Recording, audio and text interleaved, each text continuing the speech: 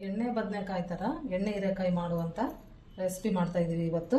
ಮಾಡೋಕೆ ಬೇಕಾಗಿರುವಂಥ ಮಸಾಲೆಗಳು: ಅಚ್ಕಾರದ ಪುಡಿ, ಅರಿಶಿನ ಪುಡಿ, ಇದು ಧನಿಯಾ ಪೌಡರು, ಹುಣಸೆಹಣ್ಣು, ಜೀರಿಗೆ ಪುಡಿ, ಇದು ಗರಂ ಮಸಾಲ, ಬೆಳ್ಳುಳ್ಳಿ, ಉಪ್ಪು.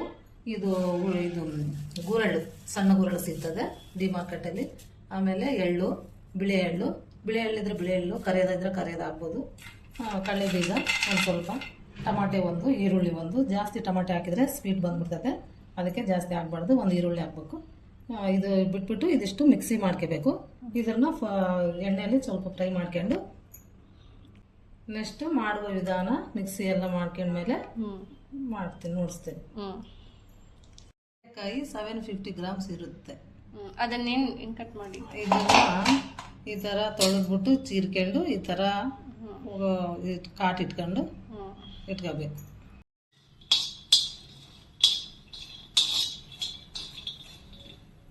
ಇದು ಸಣ್ಣ ಗುರುಳ್ಳ ಅಂತಾರೆ ಇದನ್ನ ಸಿಮ್ಮಿನಲ್ಲಿ ಇಟ್ಬಿಟ್ಟು ಚೆನ್ನಾಗಿ ಹುರಿದ್ಮೇಲೆ ಪಟ ಪಟ ಅಂದಮೇಲೆ ತೆಗೆದ್ಬಿಡ್ಬೇಕು. ಇಲ್ಲದ್ರೆ ಜಾಸ್ತಿ ಒತ್ತು ಬಿಟ್ರೆ ಒತ್ತಿ ಹೋಗ್ಬಿಡ್ತಾವೆ.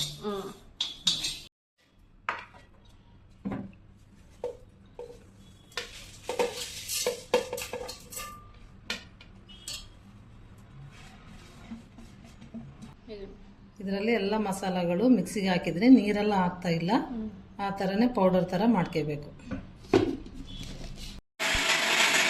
ಹಾಕಬೇಕು ಸಣ್ಣಗಿಲ್ದಂಗೆ, ಸ್ವಲ್ಪ ತರಿ ಇದ್ರೂ ನಡೀತದೆ.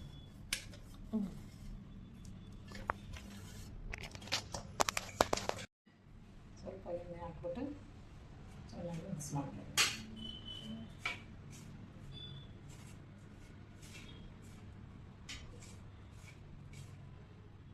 ಹೀರೆಕಾಯಿನ ತಗೊಂಡು ಇದರಲ್ಲಿ ತುಂಬಿಬಿಟ್ಟು ಈ ಥರ ಇಟ್ಕೋಬೇಕು.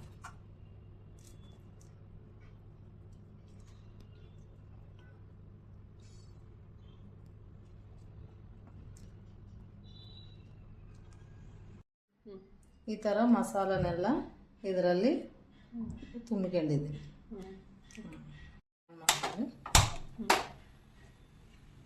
ಒಂದು ಸ್ಪೂನ್ ಎಣ್ಣೆ ಸಾಕೆಣ್ಣೆ, ಒಂದು ಸ್ಪೂನು ಸಾಕು. ಎಣ್ಣೆ ಬದನೆಕಾಯಿ ಥರ ಎಣ್ಣೆ ಹೀರೆಕಾಯಲ್ಲ ಇದು, ಅದಕ್ಕಾಗಿ ಸ್ವಲ್ಪ ಎಣ್ಣೆ ಜಾಸ್ತಿ ಆಗ್ಬೇಕು. ಇದು ತುಂಬ ಆಗಿದ್ರೆ ಸಾಕು. ಎಣ್ಣೆ ಕಾದ್ಮೇಲೆ ಸ್ವಲ್ಪ ಸಾಸಿವೆ, ಒಂದು ಸ್ವಲ್ಪ ಜೀರಿಗೆ. ಎಣ್ಣೆ ಕಾದಿದೆ, ಈರುಳ್ಳಿ,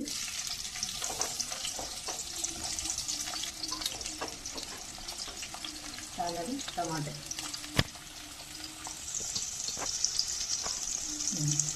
ಚೆನ್ನಾಗಿ ಫ್ರೈ ಆಗಲಿ. ಇದು ಟಮಾಟೆ ಚೆನ್ನಾಗಿ ಮೆತ್ತಗಾಗಿರಬೇಕು. ಈರುಳ್ಳಿ ಸ್ವಲ್ಪ ಕೆಂಪು ಕಲರಾಗಿ ಬಂದಿದ್ರೆ ಸಾಕು. ಆದಮೇಲೆ ಇದು ನಾವು ತುಂಬಿಟ್ಕೊಂಡಿರುವಂಥ ಹೀರೆಕಾಯಿನ ಎಣ್ಣೆಯಲ್ಲಿ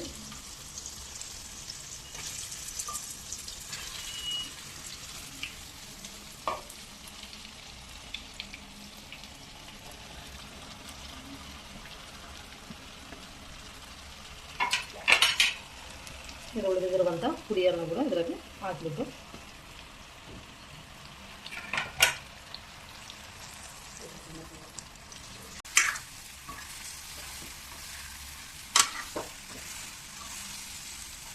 ಸ್ವಲ್ಪ ಹೊತ್ತು ಹಾಗೆ ಎಣ್ಣೆಯಲ್ಲಿ ಕುದಿಯೋಕೆ ಬಿಟ್ಟು